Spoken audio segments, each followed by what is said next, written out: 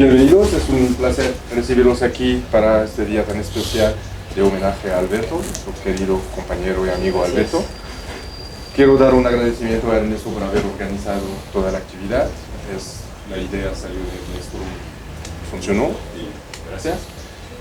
Y también pedirles disculpas por las condiciones en las que los estamos recibiendo aquí en la Palapa Chica. Nuestra Palapa Grande es nuestro daño del sismo, que sigue sin ser funcional, pero espero que pronto tendremos la Palapa nuevamente funcionando.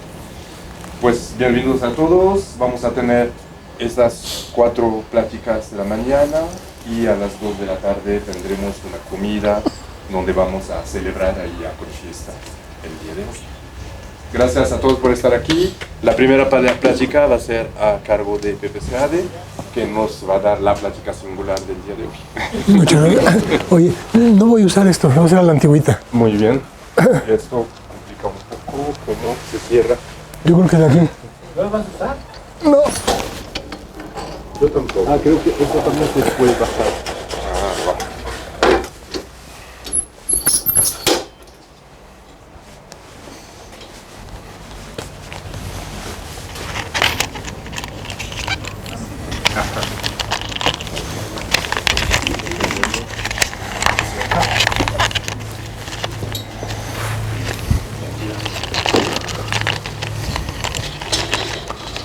Ok.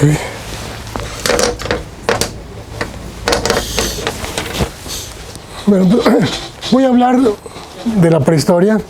Voy a hablar de mis primeros trabajos con Alberto a mediados del siglo pasado. Muy bien, siglo, pues sí. No, a finales del siglo pasado. Pero que son temas en los que sigo trabajando aún hoy en día. O sea, allí arrancaron.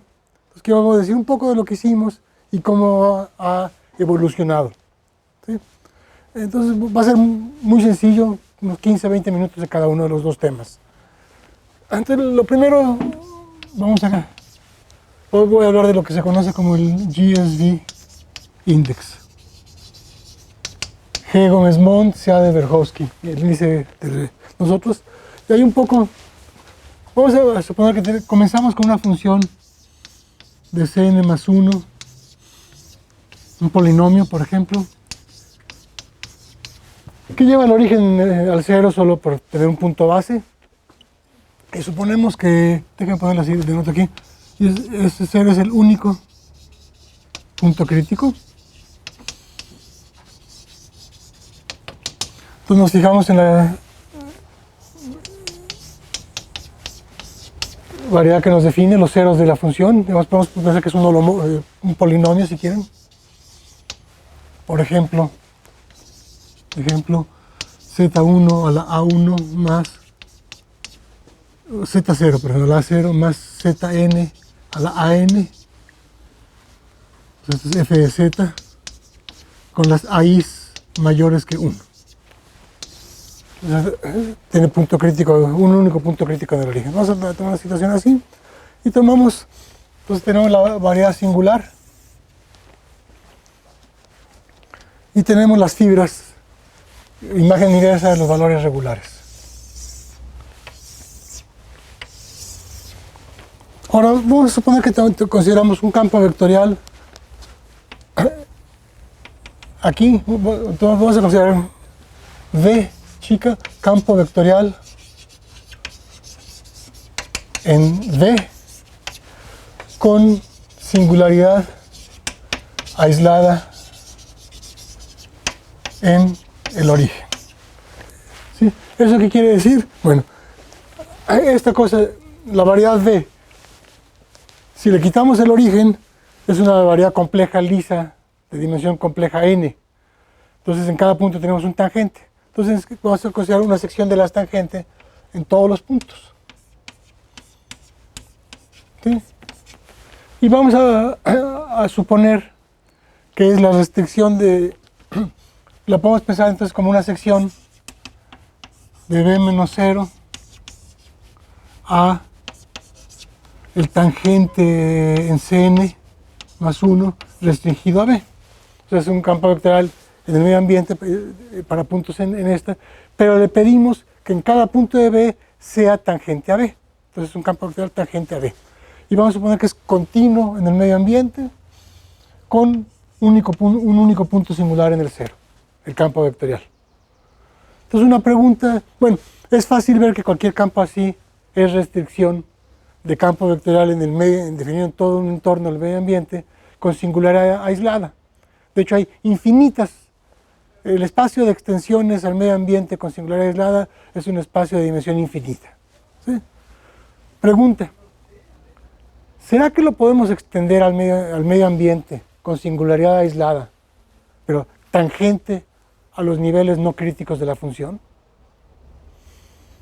¿O tangente a algún nivel no crítico de la función? Pues, hay infinitas, como que pues, uno diría, sí, ¿no? Bueno, esa es una forma de entrar en este tema. El punto es fácil ver que no. Usa una topología muy sencilla. ¿Cómo? Tomen una esferita que hay alrededor. Nos fijamos en la intersección de la variedad de ceros con esta esferita. Esta intersección es lo que se llama la aureola. En inglés es el link. La notación aureola se debe a Fico, si no me equivoco. A mí me gusta mucho. Lo malo es que los franceses nos lo echaron a perder, porque en francés le pusieron la auréole a otra cosa. Entonces ya nos arruinaron el nombre. Pero bueno, ni modo. Pero yo lo uso de todos modos. Entonces tomamos el link de esto. ¿Sí? Ahora, lo que estamos teniendo es un campo vectorial definido en un entorno de link. Ahora, es un ejercicio, no es trivial, pero es muy fácil ver que este link lo podemos mover en el medio ambiente dentro de la esfera por una isotropía para llevarlo a la intersección de un nivel. Si tengo cualquier nivel no crítico suficientemente cercano al nivel crítico, lo puedo llevar esto mediante una isotropía a la frontera de esto. Entonces tengo un campo vectorial tangente al nivel no crítico, sin singularidades definido en un entorno de la frontera. ¿Sí? Entonces ya me olvido de todo lo demás, tengo una variedad con frontera, un campo vectorial definido en la frontera. ¿Será que lo puedo extender sin singularidades al interior? Pues quién sabe. Es un teorema bien conocido de topología diferencial elemental, que es el teorema de Hopf. Nos dice, uno, que lo podemos extender siempre al interior con singularidades finitas. Cada uno tiene su índice local de Poincaré-Hopf, los contamos, tenemos un índice total, y el índice total no depende del campo. ¿Sí? Entonces es un invariante bien definido. Bueno, ese es el famoso índice GSB. Muy sencillita la definición, trivial. Ahora resulta que tiene propiedades interesantes. Bueno, uy. Aquí está.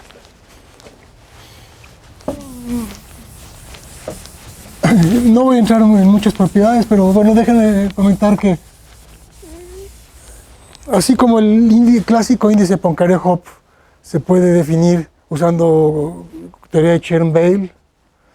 Si para campos holomorfos se puede utilizar, definir usando teoría de intersección. Se puede definir de muchas formas. Resulta que este también. Este se puede definir usando conexiones. Es lo que eso lo hicieron Suwa, Lehmann y Marcio Suárez. Le llamaron el índice virtual, usando teoría de Chern-Weil. Y luego Javier Gómez Mont dio una interpretación no una interpretación, definió otro índice muy interesante para campos holomorfos, de la siguiente forma. Tenemos la variedad, tenemos lo mismo de antes y tenemos, déjenme ponerle, bueno, X de campo holomorfo en B. ¿Sí? Eso quiere decir que cada una de las funciones componentes que lo definen es una función holomorfa. ¿Sí? Entonces, nos podemos fijar en las P formas en B. Son las P formas holomorfas en B. ¿Sí? Y cada que tenemos una P forma podemos hacer lo que se llama la contracción con respecto al campo vectorial. ¿Sí? Entonces la contracción nos da un mapeo, que creo que se denota de esa forma, creo, ¿no? La contracción a las P-1 formas. Y así nos podemos seguir hasta que llegamos a las funciones en B. Aquí ponemos el 0. En cada paso ponemos es contracción, contracción, contracción. O sea, ¿qué quiere decir contracción? Es muy fácil. Una P-forma, por definición, es algo que en cada punto se evalúa en P vectores. Es una función multilineal alternante evaluada en P vectores. Si ya fijamos 1, dejamos mover los demás P-1 y lo que tenemos es una P-1 forma. Si ya tenemos una P-1 forma, fijamos 1, dejamos mover los otros P-2. Entonces así es como tenemos un mapeo de acá, acá, acá, acá. Y podemos empezar aquí, digamos, si estábamos en Cn+1, podemos empezar, si quieren, en dimensión compleja n. Bueno, resulta que este es un complejo que no es exacto. Tiene homología. La homología de un complejo es, en cada paso, la dimensión del kernel menos la dimensión del cokernel. ¿Sí? Tenemos la homología de este complejo. Toman la característica de Euler de la homología, o sea, la suma alternada de los números de Betti. Un número ahí bastante sofisticado. Bueno, resulta que este número es exactamente el índice que definí antes. Entonces, pero aquí hay una riqueza impresionante. Ahora, una aclaración. En esta definición, realmente no necesitamos que sea una hipersuperficie. Funciona para cualquier variedad compleja, de cualquier dimensión, cualquier tipo de variedad, cualquier dimensión y cualquier codimensión. Queremos que sea normal con singularidad aislada. ¿Ok? Cuando es una hipersuperficie, coincide con el índice GSB, pero este está definido mucho más en general. Entonces ahí tenemos esos índices. ¿Qué otras propiedades? Bueno, años después surgió otro índice que se llamó el índice radial. ¿Sí? Que básicamente lo que nos dice es, si consideran un campo vectorial, aquí que es lo que tienen, consideren primero un campo vectorial que sea radial, es decir, que en todos los puntos es transversal al link, en todos los puntos apunta hacia afuera. Entonces ese definimos que tiene índice radial 1, por definición. Y si tienen cualquier otro campo, hay una manera de medir la diferencia entre este y este.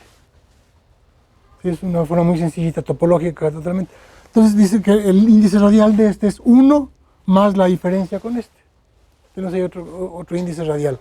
Bueno, ¿y ese qué gracia tiene? Bueno, tiene varias gracias. Eso lo definieron King y Trotman y otras gentes. Y tiene la siguiente propiedad. Si ahora tomemos una variedad compacta, de cualquier dimensión, con singularidades aisladas, y toman cualquier campo vectorial en ella,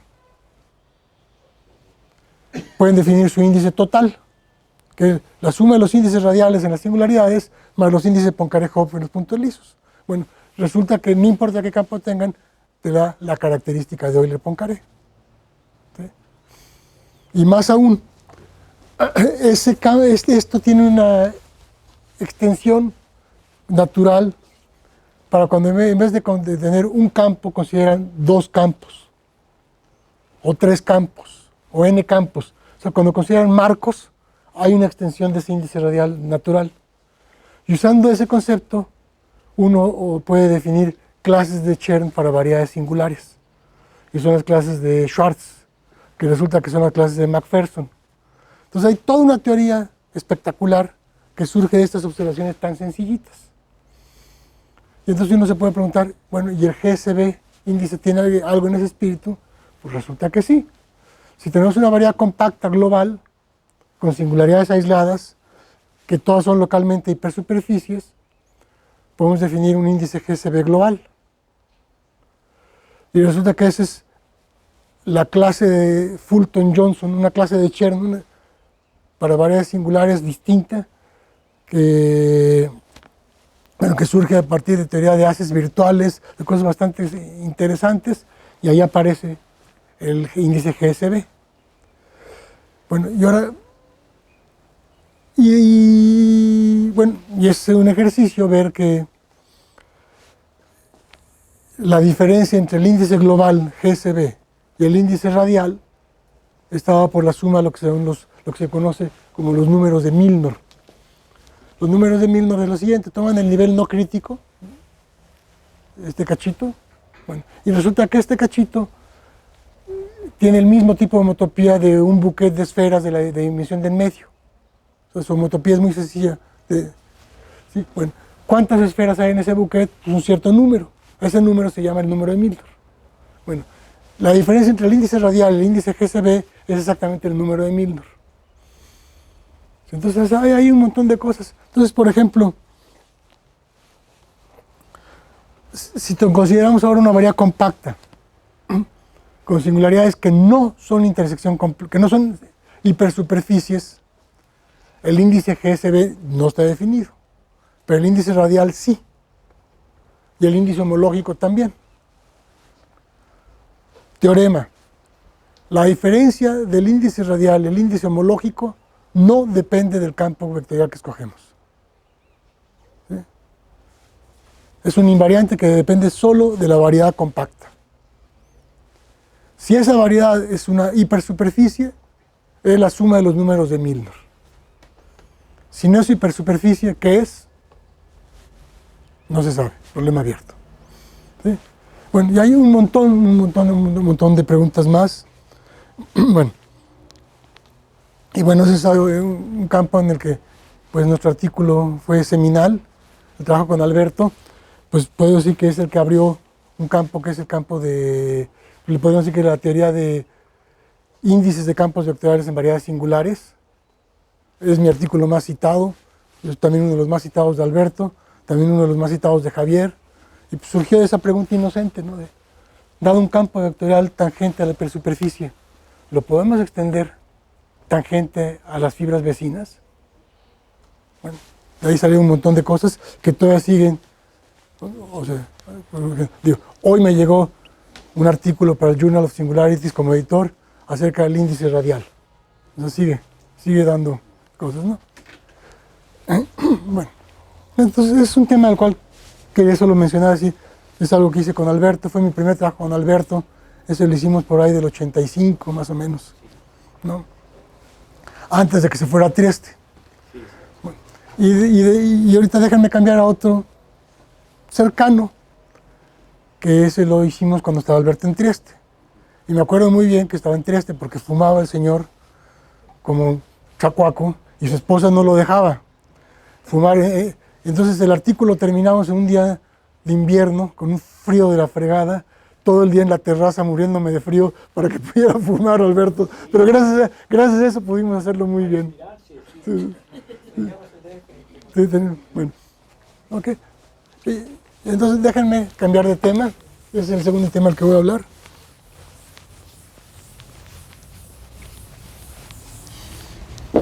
Entonces ahora vamos a considerar f de z, un campo vectorial holomorfo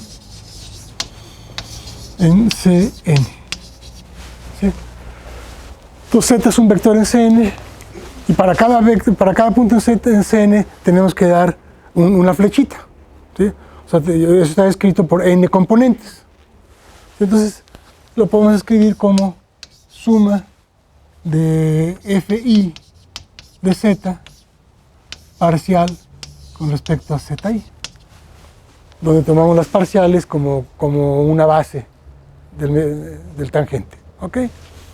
O lo podemos escribir simplemente como f1 hasta fn, son las funciones componentes. Y holomorfo quiere decir que las fi's son holomorfas. ¿Sí? Entonces, ejemplo, un campo así, f de z igual a la suma de lambda i parcial con respecto a zi, con las lambda i's complejos distintos de cero. ¿Sí?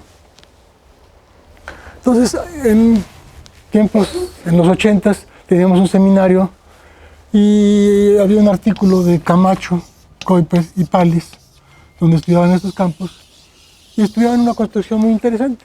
O sea, si nos fijamos estos son campos lineales, diagonales, y si nos fijamos en las soluciones, son todas superficies de Riemann, son cosas de dimensión compleja 1, inmersas en Cn.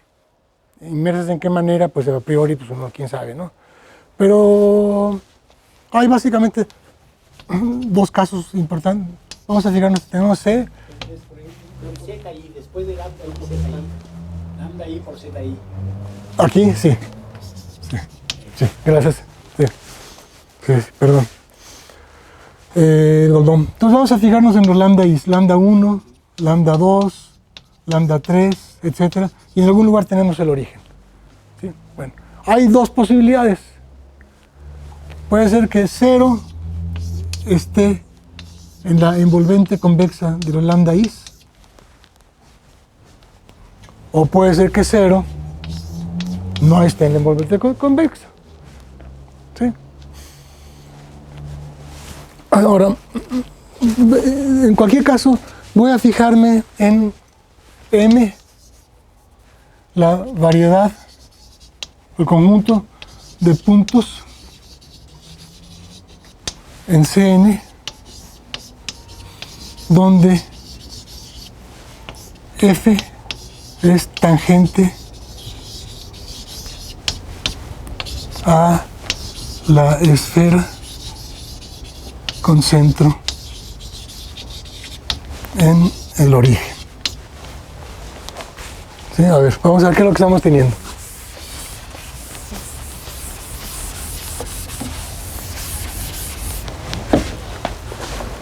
Esto en el caso general, ahorita vemos en este caso particular. ¿Sí? O sea, tenemos, en cada punto tenemos el origen y tenemos por ahí las soluciones que no sabemos cómo son. ¿Ok? Bueno. Y tenemos por otro lado las esferas con centro en el origen. Bueno, vamos a fijarnos en los puntos donde la esfera es tangente a la solución del campo vectorial. Ahora, ¿eso cómo lo detectamos? Geométricamente está muy fácil. Ahora, ¿cómo lo detectamos? Pues es muy fácil, ¿no? A ver, tenemos este punto, ese punto Z, dado por un vector. Que la hoja o la solución del campo vectorial sea tangente a la esfera en este punto, quiere decir simplemente que el producto hermitiano del campo, o sea, que nos define el tangente a la hoja, con Z es igual a 0. ¿Sí? Entonces vamos a fijarnos en el conjunto de puntos donde el campo producto hermitiano con Z es igual a 0.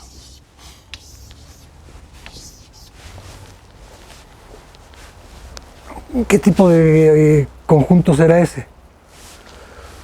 Bueno, al rato nos van a decir más, muy sospecho, no sé, a lo mejor, no sé. Pero una observación muy sencilla.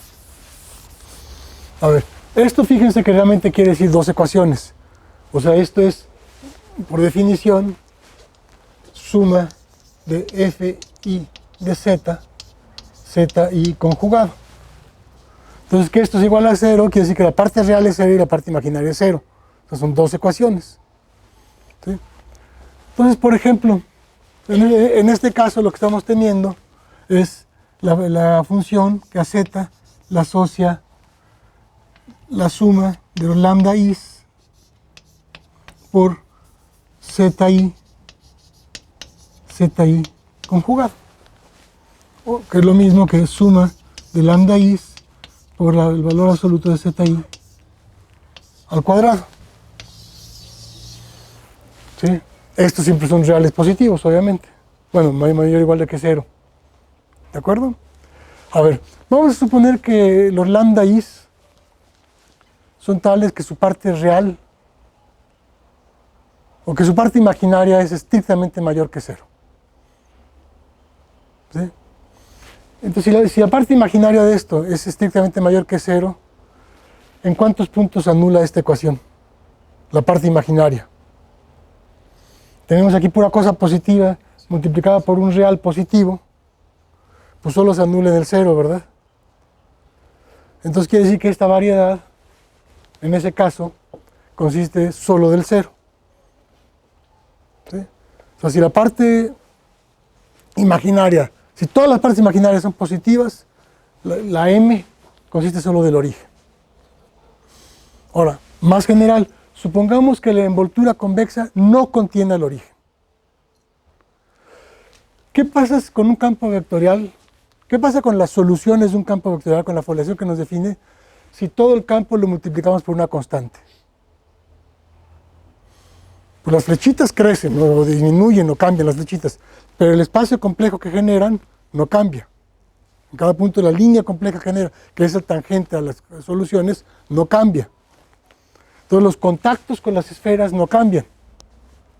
¿De acuerdo? O sea, los puntos donde el campo es tangente a las esferas son los mismos si multiplicamos el campo por una constante. Si no contiene la envoltura convexa, los valores propios, podemos multiplicar por una constante de manera tal que todos están por decir algo en el semiplano superior. Y entonces M es un punto. Entonces, esa observación tan sencilla nos dice algo bien profundo. Si estamos en el caso donde la envoltura convexa no contiene al origen, entonces todas las soluciones del campo son transversales a todas las esferas con centro en el origen. No hay puntos de tangencia. Todas las hojas son transversales a las esferas. Y podemos sacar más conclusiones de eso.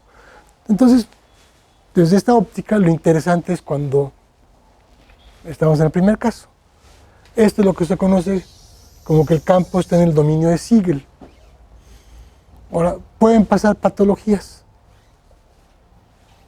Vamos a decir que queremos que los valores propios estén en el dominio de Siegel y sean genéricos. Sin meterme en detalle, Santiago posiblemente nos va a decir, no sé. ¿No? Bueno. Entonces, en ese caso, resulta que la variedad M, esta, es una intersección completa real, con una singularidad aislada en el origen. Su intersección con una esfera es una variedad lisa de codimensión 2 en la esfera, muy bonito, con una topología interesantísima que Santiago estudió el siglo pasado, y hay muchísimo al respecto. Bueno, esa variedad admite una acción canónica del círculo S1, y el cociente es una variedad compleja, con una estructura compleja canónica, compacta, y esas son las variedades de López de Medrano, Verjovsky, luego generalizadas a Mersemann, y luego Bossio, y no sé en cuándo, hasta dónde vamos a llegar, ya ven 4 nombres, ¿no? Y ahí es una teoría interesantísima. Ahora, yo en los 80s, con Alberto, teniendo todo esto en mente, nos vinimos con Javier Gómez Montt a trabajar en el caso general de un campo de holomorfo, no lineal, y estudiar la variedad de tangencias. Un poco la filosofía era, digamos, los que han estudiado el trabajo de Milnor sobre singularidades, un poco el trabajo de Milnor para describir las singularidades es, te fijas en la intersección con una esferita, de la variedad de ceros, que pinta por ahí, te fijas en la intersección con una esferita, estudias lo que pasa en la esfera, y luego estudias qué pasa conforme la esfera se va haciendo más chiquita y más chiquita y más chiquita y más chiquita. Un poco la idea era estudiar los campos holomorfos de esa manera. Tomamos un campo holomorfo con una singularidad aislada en el origen, tomamos intersección con una esferita, tomamos toda la intersección de todas las soluciones del campo con la esfera, y luego veíamos qué pasa con eso, con esa foliación analítica real, conforme la esfera se hace más chiquita y más chiquita y más chiquita. Entonces, ahí el punto está en fijarse en esto. Bueno, tiempo después, yo empecé a interesarme en singularidades analíticas reales, tratando de estudiar propiedades tipo lo que dibujé antes aquí para la holomorfa, que es lo que se llama el teorema de figuración de Milnor.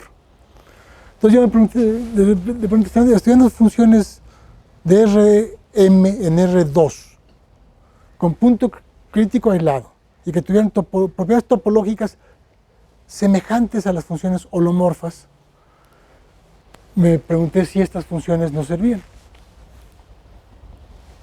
Y bueno, resulta que las más naturales, que son estas, pues en ese momento no nos servían, por una razón muy obvia. Es facilísimo ver que estas nunca tienen punto crítico aislado. sino que tienen, bueno,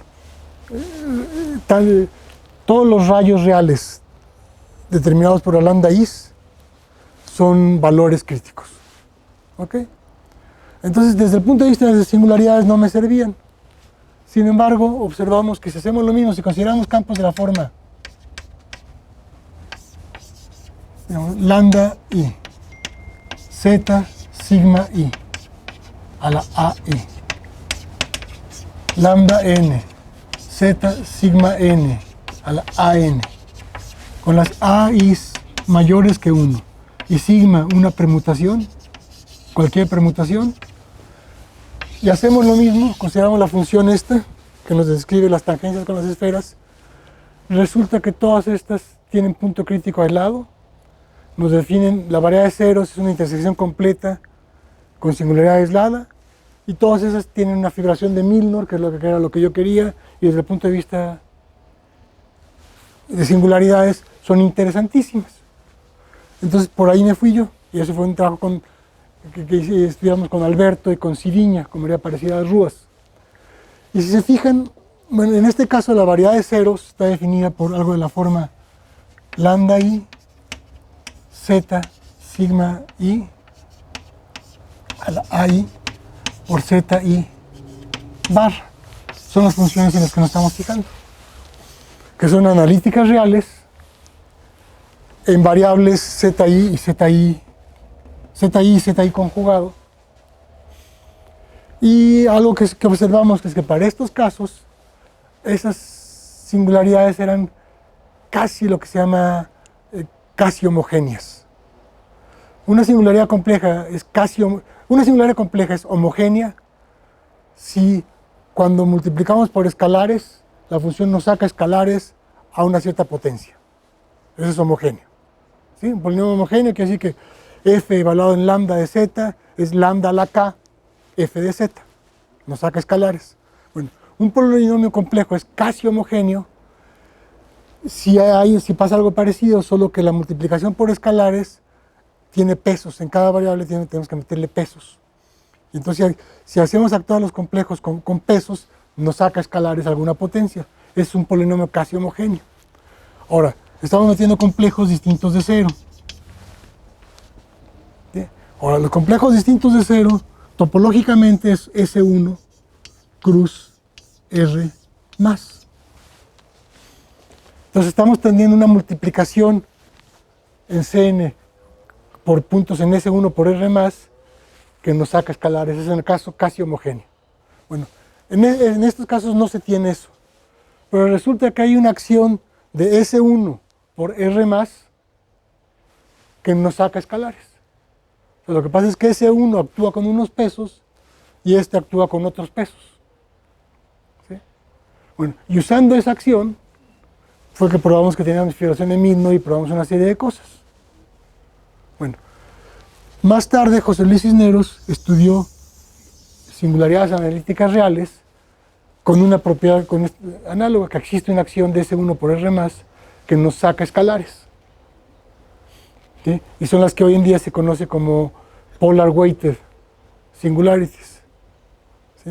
Y más general, Oka ha estado trabajando en lo que ahora él llama funciones mixtas, que son funciones analíticas reales en variables zi y zi conjugado.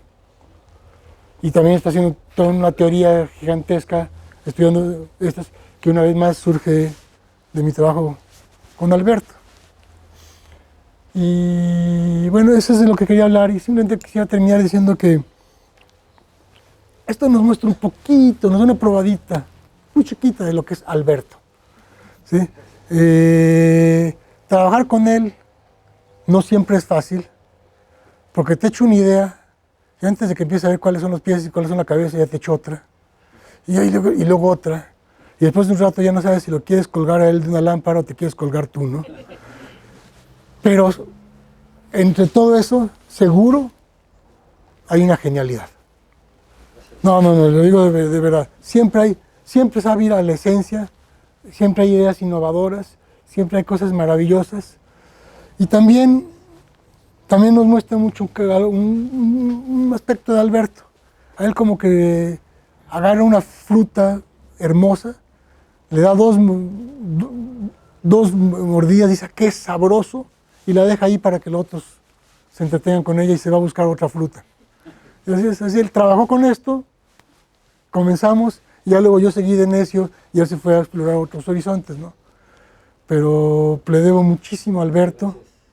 Y, sí, bueno, pues muchas gracias, Alberto, pero te estamos celebrando a ti. Así es que muchas felicidades, Alberto, muchas gracias por lo que me has dado, muchas gracias por lo que nos has dado. Bien.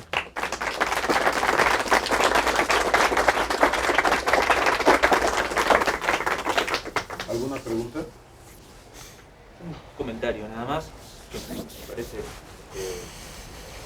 oportuno, pertinente, ya que se hizo este tan bello recuento de invariantes e índices, campos vectoriales. Alberto tiene un trabajo muy bello con Vila Freire acerca del polinomio de Jones para campos vectoriales. Sí, para nudos difusos, ¿no? Sí, y bueno, yo no sé si él estaba pensando justo en esto de singularidades, de asociar invariantes a la restricción de campos en esferas, no sé, Sí, pero... en relación, aquí tenemos a Hugo que hicimos la continuación de eso para más dimensiones. Hicieron la continuación en la versión Donaldson. En la versión Donaldson, sí. Sí, bellísimo trabajo. No, pero sí hay una correlación. Bueno, es simplemente sumar esos dos trabajos a la lista de invariantes que se mencionaron, me parece bellísimo, sí. Muy bien. Muchísimas gracias. Vale. Gracias a ustedes.